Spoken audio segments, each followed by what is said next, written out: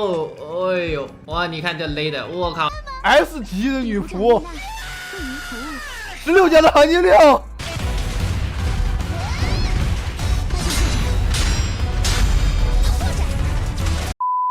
Ever since the release of Zenless Zone Zero CVT2, there's been a ton of opinions regarding its early game, first impressions. A lot of people have been hyped up about this game for a very long time, and one of the biggest questions that my viewers have for me is, what exactly does the CN community think about Zenless Zone Zero or 绝区零? Hey guys, MrPokke here, back with another video. After digging through both the EN and the CN's communities, as well as my personal experience playing Zenless Zone Zero for the past couple of days, 有3个孩子在空洞里走丢了。 Here's the overall first impressions of Zenless Zone Zero so far from both the EN community, CN community, and my personal opinion. I will not be giving a complete breakdown of what Zenless Zone Zero is about. There's been a lot of excellent content created by excellent content creators so far, so I wouldn't step into their territory. This will purely be the opinions as well as more or less the first impressions for Zenless Zone Zero. It is definitely not representative of everybody's experience, so please give Zenless Zone Zero a try when it's actually released in the future. And when you do yourself a favor, play Zenless Zone Zero with a controller and you can thank me later, right? Without further ado, let's get into today's content. So beginning with some common grounds between both the EN and the CN community, the very first thing that no one can dispute is the amount of polish Zenless Zone Zero have with regards to its graphics, animations, soundtrack, as well as combat mechanics. At this point, I just want to say, spoiler alert, I will be showing the footage for the first chapter's boss fight, so view at your own discretion. This is taken from a CN combat feature after removing all user interfaces and stripping it down to the raw actual combat gameplay in Ultra HD 4K. And as you can see, it is absolutely stunning, and I have no idea how my laptop, much less my phone, can handle Zenless Zone Zero in a good setting. The character expressions are extremely well animated, the music is really fitting, some of the best I've heard in a mobile game, and the combat is, in the words of CN, smooth like silk or 丝滑. And this will bring me to my next point, which is the combat itself. To sum it up, Zenless Zone Zero is a fast-paced ARPG hack and slash with elements similar to PGR as well as Honkai Impact III, or Dynasty Warriors if you guys have played that. The early game is easy enough to get to the point where you can button mash and clear anything your way, while on the other hand, higher difficulties of Holo Zero will pretty much require you to nail your dodges as well as counters unless you over level your units. The skill floor is extremely low as of now, while the skill ceiling can be really high. And within Zenless Zone Zero, I just want to say, landing your combos, landing your parries, and your dodges, it is a very big component. You get heavily rewarded in terms of the energy, the ultimate bar, and it deals a lot more damage as compared to just getting hit all the time and still clearing the stage. And both communities are in full agreement over here. One more thing is the free to play income. Now I hope this isn't just its CVT2 privileges, but my god, this game gives you a lot of premium currency. Weeklies itself gives you a 10 pool, daily gives you a single pool, while the current events and level up bonuses easily give out over to 100 plus pools, which is kind of similar to Honkai Star Rail, but the weekly 10 pool for free, big step up from at least Honkai Star Rail. So players definitely don't have to worry about any pay to win aspects or whether you have enough premium currency to actually pool for the units. Speaking of pay to win, the same dupe system from Honkai Star Rail as well as Genshin Impact, it is applied to the Agent, W Engine, as well as Bang Boost, and I will be talking about this a little bit further on later. But so far, there is no signs of PvP nor competitive PvE elements other than arcade games if you want to play Snake for like 2 hours. So it aligns with Honkai Star Rail in a sense where there is no reason to ever pull for every single unit in Zenless Zone Zero, or pull for their signature light cones, which is their W engines, or pull for all of the Bang Boosts, or even pull for units duplicate just to progress in the game itself. Even more so for Zenless Zone Zero, since this is after all a fast-paced ARPG in which the term skill issue, it can be more commonly thrown, right? Learning the combat mechanics, learning how to dodge, learning how to parry, and weave in your characters will be more than sufficient in clearing the content currently, instead of just pulling for every single possible unit you want in the game. Now, with that being established, here are some common weaknesses that both EN and CN feel towards Zenless Zone Zero, and the biggest one of all is basically the early gameplay loop. Notice how I said early game, and I will get to that later on, but for the early game, both communities can feel the drag and repetitiveness, especially in like the first roughly 10 hours of gameplay once the novelty of Zenless Zone Zero's combat system wears off, and the biggest culprit being the TV as well as the actual combat proportions. Now, I would dare say in the early game, probably 70 to 80% of your gameplay in Zenless Zone Zero is either going to be TV, cutscenes, or dialogue. The actual combat itself, no matter how amazing it is, I would dare say it's 20-30% at most, and even then when you actually start playing the combat in Zenless Zone Zero, it's really short just because of how weak the enemies are in the early game. But of course, this is the early game story, right? We have not gotten into the end game content yet, so it is understandably easy. But for the players who just got into Zenless Zone Zero, it might feel a little bit repetitive as to why are the combat so short. You don't really feel a sense you need to learn to dodge or parries at all, and it's just TV after TV after TV after TV. So for Zenless Zone Zero, while the cutscenes and story building is definitely top tier, in the early game may be off-putting the players, especially when it comes to the puzzle stages. Some of the TV's puzzle stages can get really challenging, especially if you do not read the dialogues and text in which clues are readily provided to the players. Now, being gacha gamers, I know people don't read, and this can definitely be an issue when you get stuck at a TV puzzle. Unless you watch some YouTube guides which shows you how do you exactly solve this, it is not going to be a very fun experience. So generally, the consensus between both CN and English is that the combat is absolutely stunning, but the early game fails to showcase this combat as much as players would like to, right? The end game can be the most beautiful and refined combat system in the entire world, even if the end game completely gets rid of TV. For example, right now in Honkai Star Rail, we have no dialogue or cutscenes in Simulated Universe or Memory of Chaos. So this could be the same for Zenless Zone Zero as well in the end game. But if players cannot sit through the early game due to a lack of combat as well as engaging content, unless miHoYo is targeting puzzle enjoyers, then there won't be an end game for players to enjoy because they wouldn't stick with Zenless Zone Zero all the way to the end game. Another weakness that both EN and CN communities have felt is the stamina system.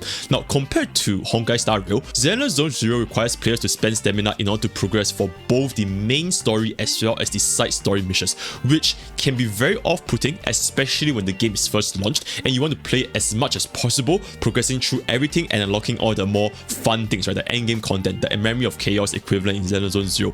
A coffee shop, it does give you a daily 60 stamina, but it matters very little in the grand scheme of things since unit development takes a ton of stamina usage, right? You have to raise your levels, limit breaks, skill levels, W engines, disk drives, as well as bang pool upgrades. So all this is essentially like Honkai Star Rail.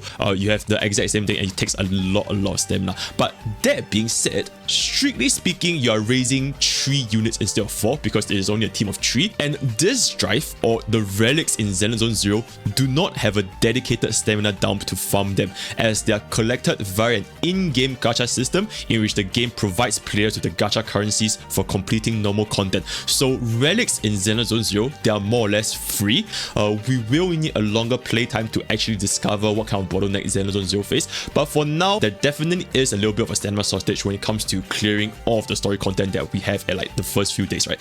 There's a lot of side quests, there's a lot of main quests, but because the stamina is just so low, you have to pace yourself in the game. You can't just rush through everything. Now, with all that being said, here are where the differences lie between the English as well as the Chinese community. The first of all, let's just get the elephant out of the room. Censorship, right? Yes, there has been a lot of censorship in Zenless Zone Zero. Nicole Mata, Soldier 11, in-game cutscenes, and there's likely even more units that may be left undiscovered. There has been a huge backlash within the first few days of CPT2's release amongst both the Reddit and Discord communities. The biggest ground for argument being false advertising, diluting the storytelling, and let's be real, not enough fan service to cater to the 16+ age category restriction. So does this affect the gameplay loop? Absolutely not. But if the players had the expectation that Zenless Zone Zero was going to be a yabai 16+ game, but it is now being presented as like a normal 12 or 13+ game, then that would definitely dissuade a portion of players from playing Zenless Zone Zero. On the other hand, in the CN community, they seem relatively unbothered about the censorship and they are perfectly happy with the amount of fan service that's currently available in CBD2. As seen from the intro of my content, perhaps CN's core focus is more on the in-game mechanics itself rather than super superficial aspects. Now, of course, like I mentioned at the start as well, this is not representative of the entire player base, and some could even argue that it is the loud minority effect for the English community. But being a more min-max and pragmatic community in general, CN is much more concerned and focused on the gameplay itself to be bothered about censorship. And this brings us to CN's main concern for Zenless Zone Zero, the gacha rates. Now, this seems to be their biggest concern so far from what I've gathered, and it's something that I don't see a lot of discussions within the English community. Currently, we know there is now 3 instead of 2 different SSR or 5-star rarity gacha pools. The agent or the unit itself, the W engine or the light cones, as well as Bang Boost, which is a brand new pet system that Honkai Star Rail did not have, though I have heard that it resembles a pet system in Honkai Impact 3. Right now, CN is concerned that it is a lot more difficult trying to max a specific unit due to the inflation of S rank probabilities split amongst now not only just agents and W engines, but Bang Boost as well. While the rate up banner is still a 50-50 chance to get a rate up agent, losing the 50-50 might be a lot harder to take advantage of since the pool is now bigger. So for example, in currently Honkai Star Rail, if you lose a 50-50, let's just say you lost it to like Bronya Eidolons, you get multiple copies of Bronya. But now in Zenless Zone Zero, not only do you have to share it with this pool of agents, you have to share it with the pool of light cones, as well as to share it with the pool of Bang Boost or the pet system. So having 3 different SSR unit archetypes instead of 2 is going to be disadvantageous for the players in that regard. Furthermore, there will very likely be both W engine and Bang Boost rate up banners alongside agent banners, making it 3 instead of 2 featured banners at the same time to pull from. The S rank W engine effects or the light cones, they're also really strong, and they're really niche as well, with the current S ranks being specifically tailored to mainly 1 or 2 units, like Steel Cushion for Nikomata as well as Hellfire Gears for Koleda, making it less universal and less interchangeable amongst your other units. So the CN community is basically saying the monetization policy in Zenless Zone Zero is going to be a big concern. Moving on to another point, the content difficulty of Zenless Zone Zero.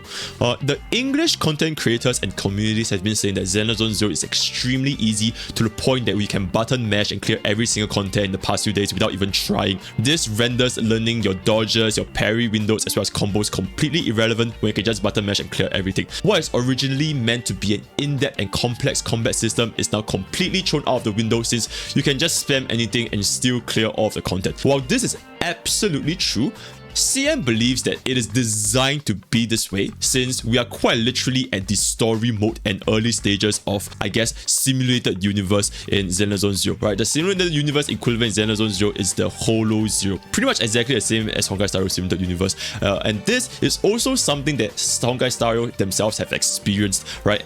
When you first start playing Honkai Star Rail, when you first sit through like the first 10-20 hours of gameplay, it is mostly just grinding through a story, as well as like difficulty 1, difficulty 2 of simulated universe, which frankly speaking is really not that engaging and not that hard to begin with, right? You can pretty much just clear with your units, and the rest of it is also just dialogue, and there's also puzzles, albeit it is not as much as Zenless Zone Zero's TV component, but I digress. As of right now, Zenless Zone Zero CBT2 has no memory of chaos equivalent so far, but from the Holo Zero alone, the later difficulties get considerably more difficult compared to the story difficulty, especially if your units are not well leveled or not well developed. Learning to dodge and parry and use your combo and assist attacks is almost a must to clear the end game Holo Zero stages, because in Zenless Zone Zero, there is essentially no healers per se, and trying to brute force your way through the end game difficulties boss fights can be really punishing. They hit for a ton of damage, and if you guys don't dodge this damage, chances are you're unlikely able to pass these stages. For me personally, I am looking forward to the actual release of like Memory of Chaos content before determining if Zenless Zone Zero is too easy, and that will be judged once the actual game is released for us, since I can't really judge when there's nothing to judge, right? For now, I can say that after level 25 onwards, when you unlock the second difficulty for Holo Zero, that's when it is definitely not as brain dead and not as easy as story mode, and then this only gets progressively harder as you unlock difficulty 3 as well as difficulty 4. And this Holo Zero is completely free. It doesn't take any stamina, just like simulated universe, so it will likely be a very important content that will be with the player base for a long time. Now, with all that being said and done, here is my opinion for Zenless Zone Zero personally, right? It's just my opinion, right?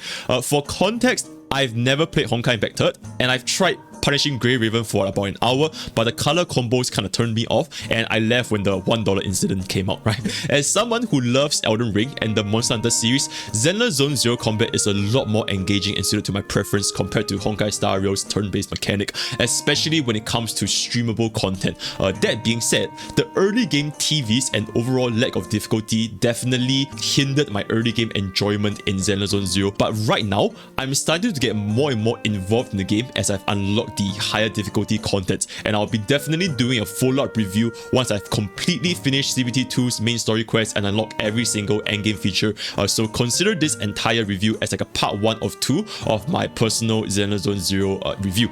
Still, I stand by my point with regards to my early game comments. First impressions count. In any game, not even just game, in your even real life, your job applications, trying to find a girlfriend, first impressions count. While Zenless Zone Zero's animation, music, and combat is one of, if not the best in the mobile gaming scene, if not the entire gaming scene, repetitiveness can definitely be streamlined, especially the TVs at the start. The endgame can be the most beautiful and refined combat system and progression there is, but if a player cannot sit through the early game due to a lack of combat and engaging content, then there won't be an endgame for players to enjoy because they would have already dropped Zenless Zone Zero by now. And with that, I've come to the end of today's content. If you would like to engage in further discussions, feel free to check out my Discord at Pokke's Village. We have a very active community talking about not just Honkai Star Rail now, we are talking about Zenless Zone Zero, we are talking about Genshin Impact, we're talking about Reverse 1999, just a really active community, so feel free to drop by if you have a chance, right? Also, if you guys want to check out my stream, I stream at twitch.tv/MrPokke roughly 2 to 3 times a week, and the schedule will be updated on Discord as well. And that's all I have for today with regards to Zenless Zone Zero. Look forward to more Honkai Star Rail content for Silver Wolf's rerun as well as Argent T's banner release, right? All the best to your gacha pools, and I'll see you guys next time. Take care.